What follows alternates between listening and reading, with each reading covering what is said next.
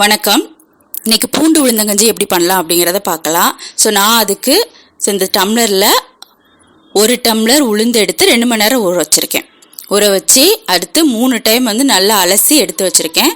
இதை முதல்ல குக்கரில் போட்டு நம்ம வேக வச்சுக்கலாம். ஸோ இன்றைக்கி வறுத்து அரைச்சி பண்ண போகிறது கிடையாது, இந்த மாதிரி வேக வைக்க போகிறோம். உளுந்தை வறுக்கணும்னு அவசியம் கிடையாது, இந்த மாதிரி ஊற வச்சா மட்டும் போதும். ஸோ இது எல்லாத்தையுமே முதல்ல குக்கரில் போட்டுட்டு அடுத்து பூண்டு சேர்க்கலாம். பூண்டு நான் இன்றைக்கி 20 எடுத்திருக்கேன். 1 டம்ளர் உளுந்துக்கு 20 பூண்டு சேர்க்குறேன். பூண்டும் நல்லது, உளுந்தும் நல்லது. ஸோ ரெண்டும் சேர்ந்து கஞ்சி பண்ணுறப்போ ரொம்ப டேஸ்ட்டாகவும் இருக்கும், உடம்புக்கும் ரொம்ப நல்லது. ஸோ 20 பூண்டை இதோட சேர்த்துக்கோங்க. நம்ம குக்கரில் வேக வச்சா தான் நல்லா வேகும், அதனால். அடுத்து கொஞ்சம் சால்ட்டு, நல்லா மூழ்கிற அளவுக்கு தண்ணி ஊற்றிக்கோங்க. நான் இன்றைக்கி 10 விசில் வச்சுருக்கேன். அடுத்து கருப்பட்டியை தண்ணி ஊற்றி மிக்ஸ் பண்ணி வச்சுக்குவோம். ஸோ இதுக்கு 1 கப் அதே டம்ளரில் உளுந்து அதே டம்ளரில் 1 டம்ளர் கருப்பட்டி 1 டம்ளர் தண்ணி ஊற்றி நல்லா மிக்ஸ் பண்ணி கரைச்சி மட்டும் எடுத்துக்கோங்க. பாகு மாதிரி காய்ச்சணும்னு அவசியம் கிடையாது. இதை ஃபில்டர் பண்ணி எடுத்து தனியாக வச்சுக்கோங்க. இது 1.5 டம்ளர் இருக்கும். நம்ம அளந்தோம்ல அந்த டம்ளரில் 1.5 டம்ளர் இருக்கும். இப்போ உளுந்தும் கார்லிக்கையும் வேக வச்சோம்ல, அது ரெடி ஆயிடுச்சு. பார்த்தீங்கன்னா தெரியும் இப்படி வெந்திருக்குன்னு. 10 விசில் வச்சதுனால நல்லா குலைவாக வந்திருக்கும். ஆனாலும் நம்ம என்ன பண்ணோம், இந்த மாதிரி மத்து கட்டை இருக்குது பார்த்தீங்களா, அதை வச்சு நல்லா மேஷ் பண்ணுங்க இன்னும். ஸோ அந்த கஞ்சி அந்த கன்சிஸ்டன்சி வர்ற வரைக்கும் நல்லா மேஷ் பண்ணிகிட்டே இருங்க. ஸோ இதுக்கு ஒரு 3 மினிட்ஸ் ஆகும்.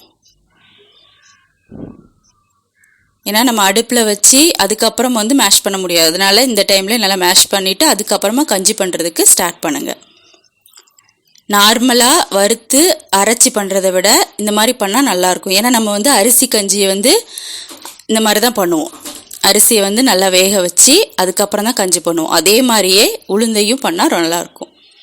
இப்போ ஸ்டார்ட் பண்ணிடலாம். இந்த மசிச்சு வச்சுருக்கிற அந்த உளுந்தை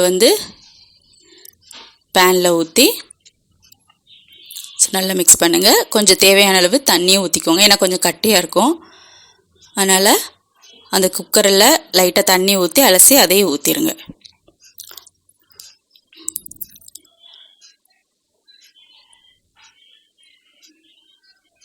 கொஞ்சம் தண்ணி ஊற்றிக்கோங்க போதும். ஏன்னா நம்ம கருப்பட்டி மிக்ஸ் பண்ண அந்த தண்ணியுமே ஊற்ற போகிறோம். லைட்டாக ஒரு கொதி வந்ததுக்கப்புறமா நம்ம கருப்பட்டி சேர்க்கலாம். ஸோ இப்போ 1.5 டம்ளர் நம்ம அதை ஃபில்டர் பண்ணி வச்சுருக்கோம் பார்த்தீங்களா, அது கரெக்டாக 1.5 கப்பு. ஸோ அந்த உளுந்து அந்த அதே டம்ளரில் 1.5 டம்ளர் இருந்துச்சு. ஸோ அந்த 1.5 டம்ளரையும் நம்ம அதில் ஆட் பண்ணிடுறோம். ஸோ ஆட் பண்ணி நல்லா மிக்ஸ் பண்ணிக்கோங்க. ஸோ இப்போயுமே இந்த மத்தை வச்சே ஒரு வாட்டி நம்ம முதல்ல பண்ண மாதிரியே நல்லா கடைஞ்சிருங்க.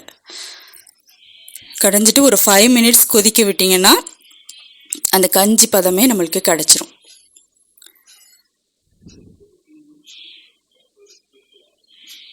ஸோ அப்படியே பண்ணிகிட்டே இருங்க.